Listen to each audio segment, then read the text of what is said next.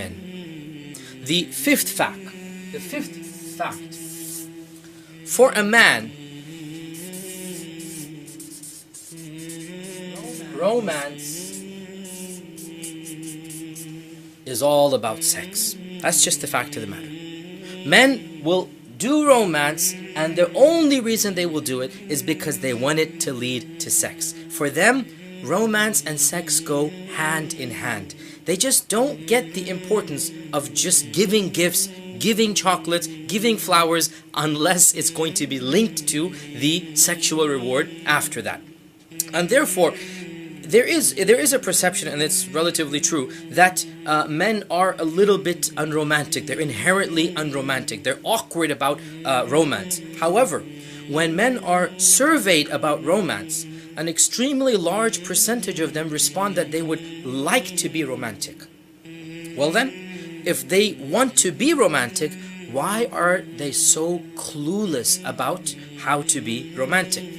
Well, as a man, let me tell you honestly how we feel. And of course, what I'm about to tell you is found in many simple self-help books and psychological guides, so it's not just coming from me. The number one reason men will not be romantic is because they fear that their efforts will be rejected, mocked, ridiculed, or discarded. In other words, men feel insecure about how successful their romantic attempts are going to be. So, therefore, women need to be extra sensitive about how they interpret and how they receive his romance. For example, suppose a husband tries to plan a romantic evening, and he goes to a restaurant, or he does this or he does that. A wife needs to realize, if she criticizes the food at the restaurant, the man will interpret this as he hasn't done his job. Now, even though for the woman's perspective, she might have had the best time in the world. She might have enjoyed the fact that he took her out. She's happy her husband spent time. But when she found a flaw with his plan, which was this restaurant, or suppose they went out to a movie, and she goes, what a boring movie. So then what you're basically implying, even though you don't imply this, but the husband interprets it, that you made the wrong choice in choosing this movie. Suppose he gives her a gift that she doesn't really need, or she doesn't like, or she's flustered and embarrassed by. And so she says, oh, why did you give me this? You shouldn't have. Why'd you spend so much money and this and that? Now, she might be flustered. She might be awkward or embarrassed, or maybe genuinely she would have liked another gift. But the point is, the man will interpret as if he failed. And therefore, even if something goes wrong outside of his control, he will feel he was the one who let him down. Now, the point here is that a woman needs to realize that when a man shows her some romance, the intention, the goal behind it is so that she literally melts in his arms. She thanks him, she kisses him, and eventually, yes, it is linked to sex at night. That's exactly why a man would want to do that. Now, another reason why romance is awkward is that the definitions of romance might be different for men and women. For many women, snuggling up on the sofa in front of the TV after a candlelight dinner is the main definition of romance. For a man, it might be taking his wife out on a drive, or doing something that he likes to do. It's a very different understanding of what romance is. Now, this problem is a little bit easier to solve, and that is that each couple needs to communicate what exactly they'd like to do together. Now, another problem is that if romance does not lead to sex, once again, the man feels a little bit let down. Well, frankly, he feels very let down. And again, I'm just being blunt here so that our sisters understand. By now, after all of these hours of lectures, surely we understand that men are sexual creatures. And romance is supposed to be rewarded with intimacy. And all you need to do is look at Western culture.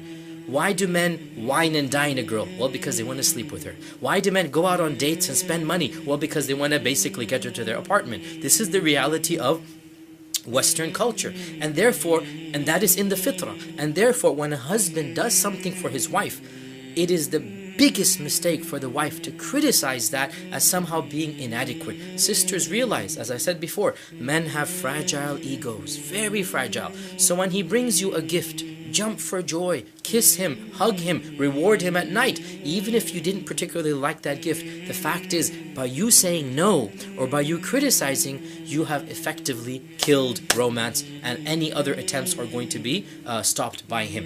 Realize that one negative comment might mean the absence of 2 or 3 years of romance. So that's the 5th point. The 6th point that I want to make. The 6th point is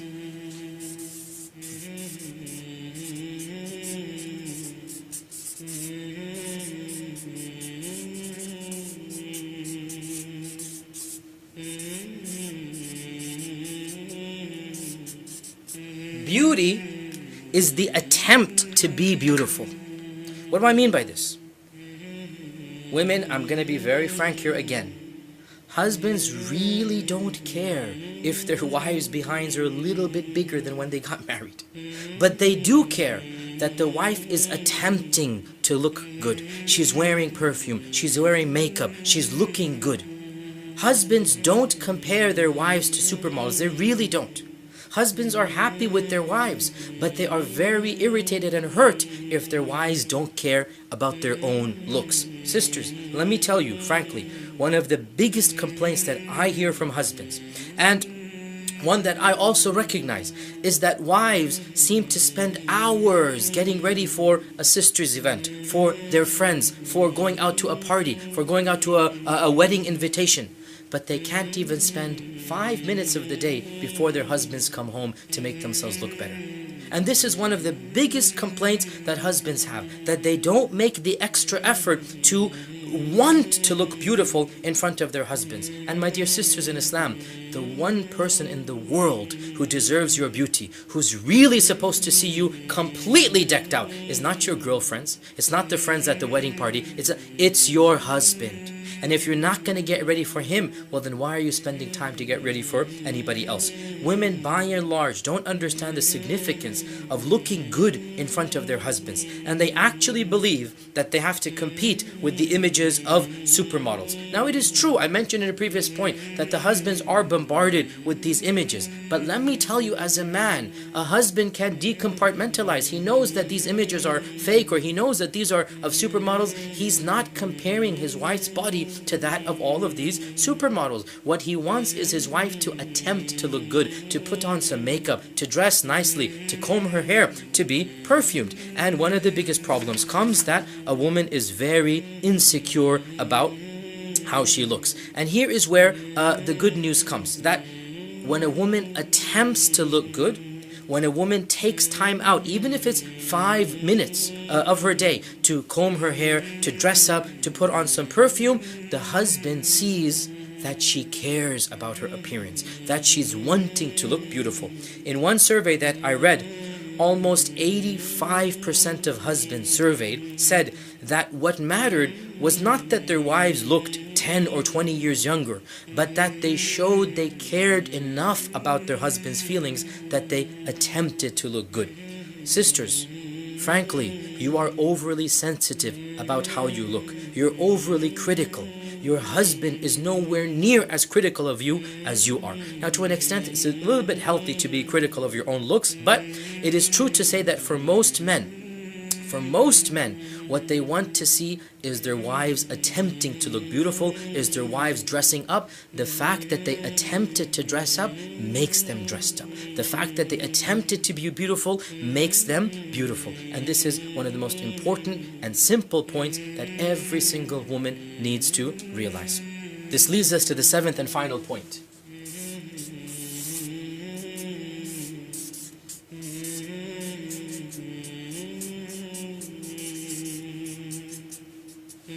I call it cave time. What do I mean by this? Sisters, wives, realize it is in the nature of men that they need some alone time.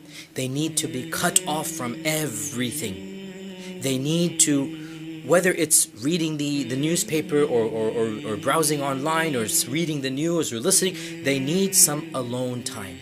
It is in the nature of men that when they have a big problem, they don't tell other people. They sit down and they think about it. or they'll think of other problems and let that work in the back of their mind. So for example, it's very common, men have a big problem, they're going to come home and listen to the world news. It's very depressing, a lot of things happening. You're looking at far bigger problems, and listening to these bigger problems actually helps a man cope with his own problems.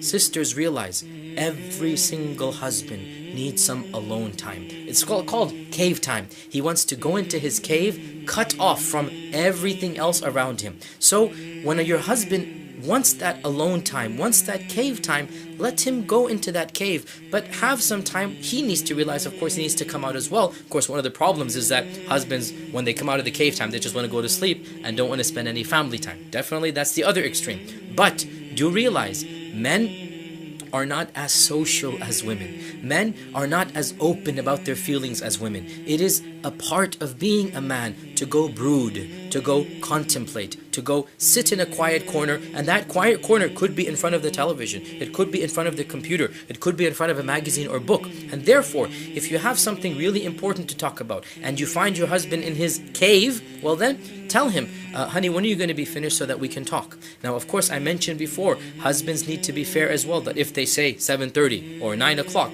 they better live up to their adjustments and their promises as well. But wives, realize that husbands, every man needs some time alone.